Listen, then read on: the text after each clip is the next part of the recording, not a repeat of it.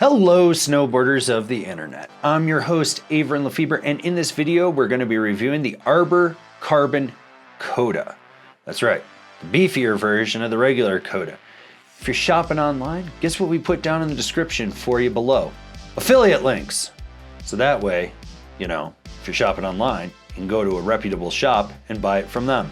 This board features good old-fashioned traditional camber. So from contact point to contact point, you have that arc of traditional camber. That's going to give you all the load, pop, snap, and drive out of this board.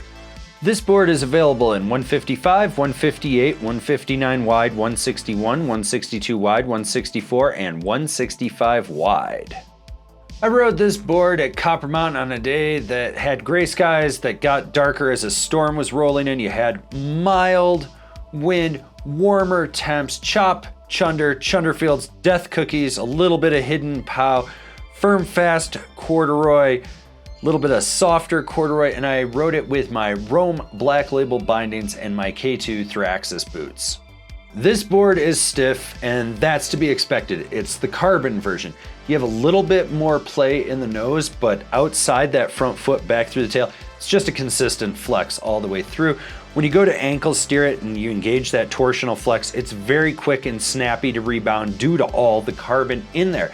Now with that carbon in there, that translates over to giving this a very lively feel. So the stability of this board, you're gonna feel everything.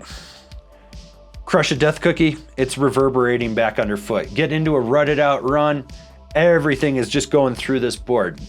Now, from inside the back foot through the tail, this is the most stable section of the board. So if you're really leaning back, like you're in some pow or something and you hit something, you're gonna be able to push through it. But cruising a groomer at high speeds, you start to notice all that kinetic energy is coming up underfoot. It's one of those things that it really does fatigue you.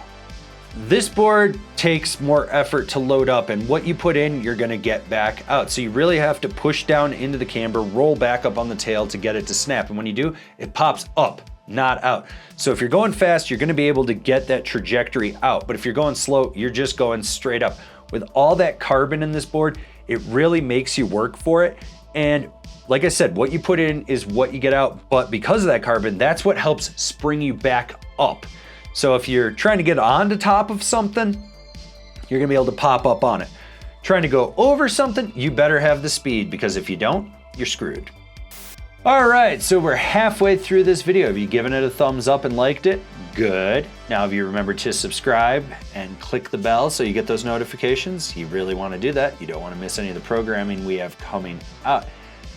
And while you're at it, maybe you need to leave a comment. Feed the algorithm. Feed it, you want to. Hopefully you don't skip leg day and you eat your muscle cheese, because it's gonna be a workout with this beast. You pop a 180, land on that nose, the sweet spot is very small and you are putting all your weight into it, pushing into that camber, really trying to leverage it. You're basically balancing it. On the tail, you are leveraged all the way out and sitting on it and really, really working it. You're gonna feel it anytime you try to butter on this board. But if you can butter on this board, well, you got legs of steel, and that's important. This is where this board could do better. Here's the issue with it, right? It's an aggressive board. You're gonna have to load that camber up to drive it, right? Cool. It's quick edge to edge, but when you lock it in and you're really driving it from underfoot on your rear foot and really pushing it in there, it starts to skip out. And not in the sense that there's a lot of power and it's just driving it and it's getting a little chattery. More like it's folding and washing out and then trying to dig back in and re-engage. And this wasn't like a one-off thing. This happened every time I went to do that. Now, if I slowed it down or I kept it more to setup turns and medium mellow carves, I had no problem with it. You notice that the grip tech works and that it would lock in. The problem is, I think the side cut radius on this isn't right for just the way the grip tech works and just the carbon layup in it. And so it's fighting itself to stay dialed in, and it just doesn't work. Can you lay it over? Yeah, but you have to be more calculated than I think you should be to get that done. Rider in mind. So who is this board for? The more macho, rad dad freerider guy, someone that wants that Pat Moore name on it, they want to talk about how much carbon is in it, but realistically, they hit the apex of this board maybe 1 to 3 days a season. Otherwise, it's kind of riding them, or they're not getting the most out of it. You know who you are.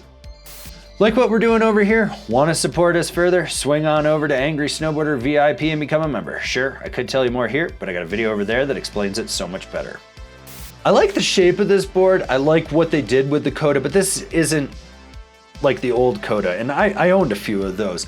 This is different. You got a lot more power. It's stiffer with that carbon in there, but what's lacking is the edge hold. It's not as much fun to carve with, and having it kick out, you just couldn't trust it. And I need a board that I can trust for consistency's sake. So it's a little inconsistent in that. The other thing is these top sheets from Arbor, and these might be sampled, they seem a little bit weaker. These get chewed up relatively easy. That's just something I want you guys to be aware of, especially when you're paying this much for a board. So if you do get one of these, take a file and just go around the top sheet and kind of just bevel it back a little bit. That should save it from just getting hacked up by stupid fat skiers in the lift line and whatnot. Comparable boards: the Ride Deepfake, the Stranda Descender, the Rossignol Revenant. Binding recommendations: the Arbor Cypress, the Rome Katana Full Wrap, the Union Atlas. All right, this has been my review of the Arbor Carbon Coda. If you're not feeling this much carbon, maybe you should check out the review for the regular Coda.